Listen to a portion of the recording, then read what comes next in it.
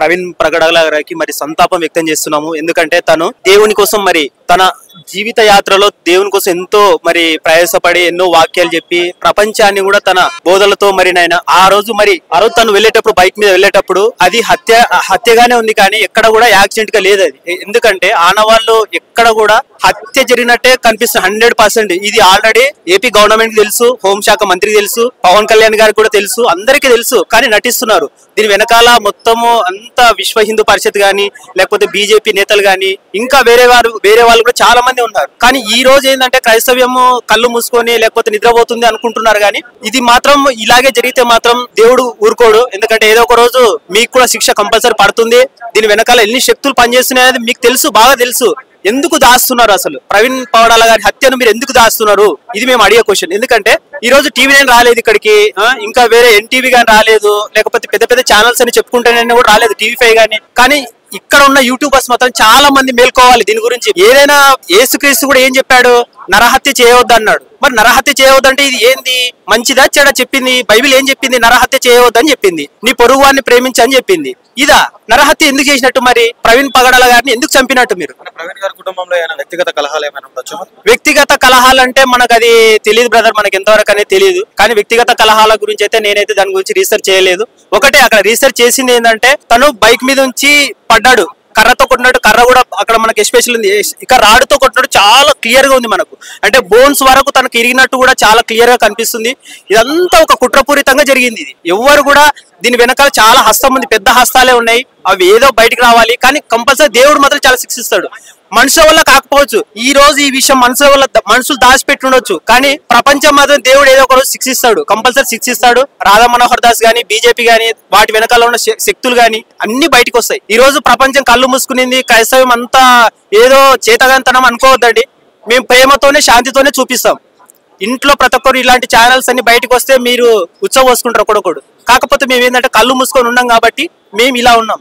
ఎందుకంటే ఈరోజు చూడండి, ఎంతో వీళ్ళే కాదు ఈయనే కాదు చాలా మంది ఈరోజు దళిత క్రిస్టియన్ల మీద చెయ్యి పడితే మాత్రం ఇప్పటి నుంచి ఇక ఛానల్స్ మాత్రం మామూలు ఛానల్సే బయటకు వస్తాయి. మీకు ఏందనేది ఎలివేట్ చేస్తారు, ప్రపంచం కూడా చూస్తుంది ఏం జరుగుతుంది అనేది. అరే ఒక ఇంట్లో ఒక క్రిస్టియన్ ఒక ఫోటో పెట్టుకుని పూజించుకోవడం తప్ప, ఒక మతస్థుడు లేదా వాళ్ళ మతస్థులు వాళ్ళు పూజించుకుంటారా? మత స్వేచ్ఛ ఉంది.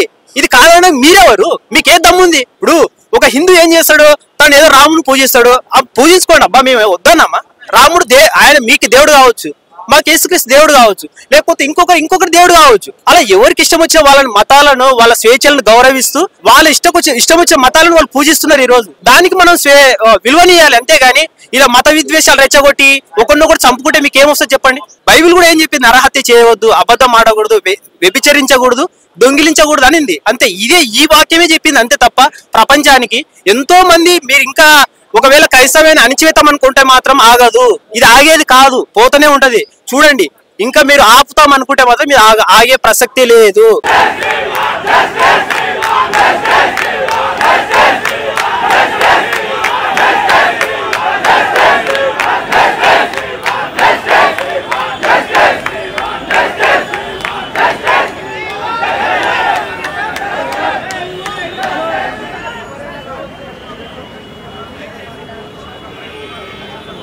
ప్రవీణ్ పగడాల గారు మరణించడం అనేది ఇది ఒక తెలుగు రాష్ట్రాలకు, క్రైస్తవ సమాజానికి ఇది మాకు తీరని లోటుగా ఉన్నది. సరే, ఏది ఏమైనా పర్వాలేదు.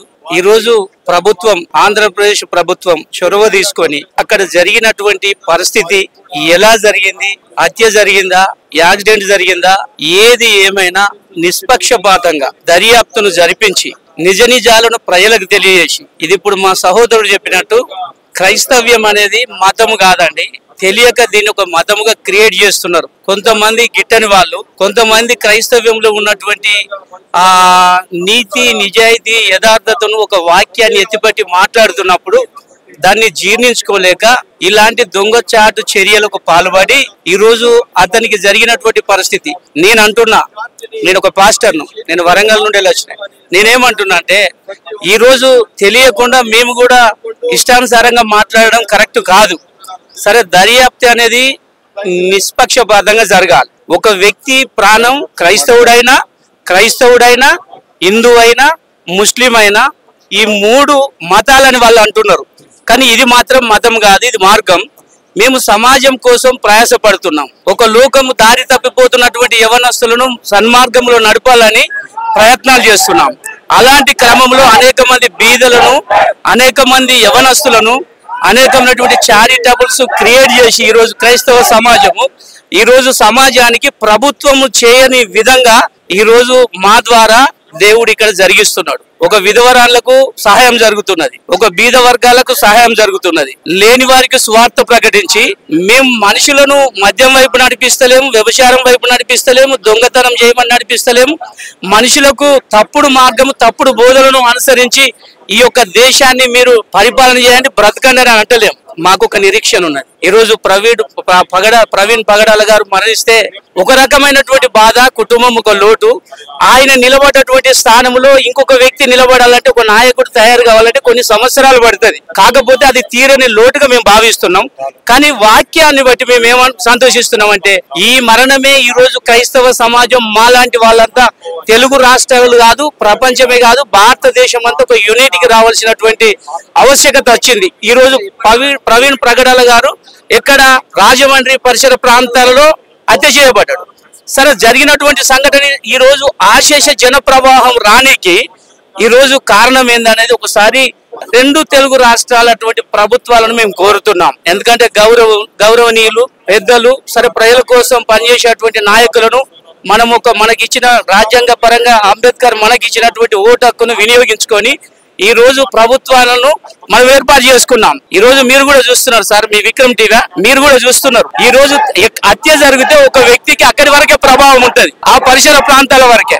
కానీ ఈ రోజు తెలుగు రాష్ట్రాలే కాదు, ఈ రోజు మన ప్రక్కన ఉన్నటువంటి మహారాష్ట్ర కావచ్చు, చెన్నై కావచ్చు, బెంగళూరు, కర్ణాటక కావచ్చు, అనేక రాష్ట్రాల నుండి ఆశక జన ప్రవాహం, ఉన్నతమైనటువంటి వ్యక్తులు, ప్రజలు ఒక ప్రయాణాలను లెక్క చేయకుండా, ఖర్చులను లెక్క చేయకుండా ఈ రోజు ఈయనకు జరిగినటువంటి విలువైనటువంటి ప్రాణం ఎవరికి కూడా అన్యాయం జరగకూడదు.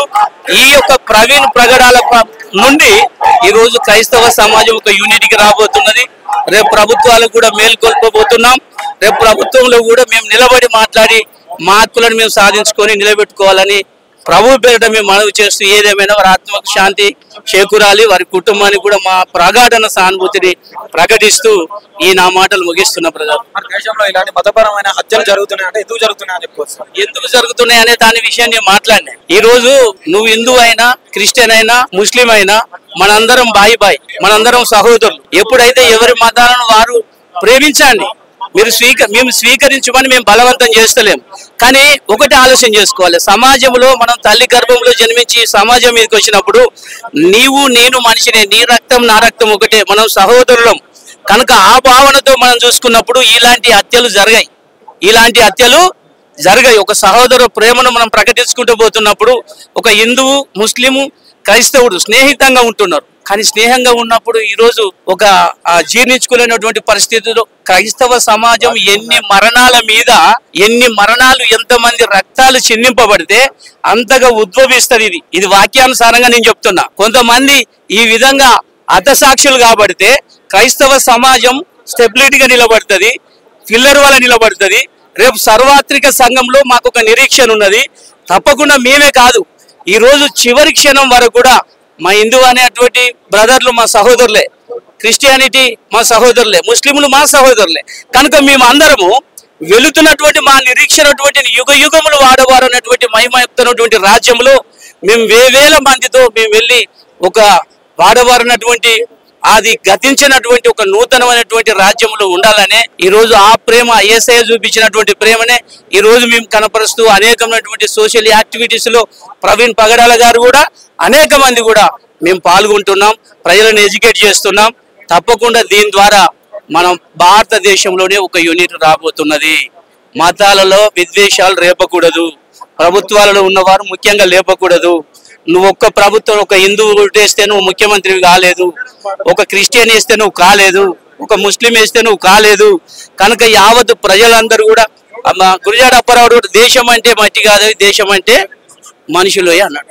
ఈ రోజు ఒక మనిషిగా మనం చూడనప్పుడు ఈ రోజు సమాజంలో ఇలాంటి హత్యలు ఒక అజ్ఞానంలో ఉన్నటువంటి వ్యక్తులు తప్ప ఎవరు ఇలాంటి హత్యలను ప్రోత్సహించరు. దీన్ని మతాలుగా క్రియేట్ చేసుకోవాల్సిన అవసరం లేదు. ఇది మాదొక మార్గం. నేసయ్య అంటున్నాడు, నేనే మార్గం, నేనే సత్యం, నేనే జీవమై ఉన్నాడు అని తెలియజేసిండు. కాబట్టి ఆ మార్గంలోనే వెళుతున్నాం, సమయాన్ని పాటిస్తున్నాం.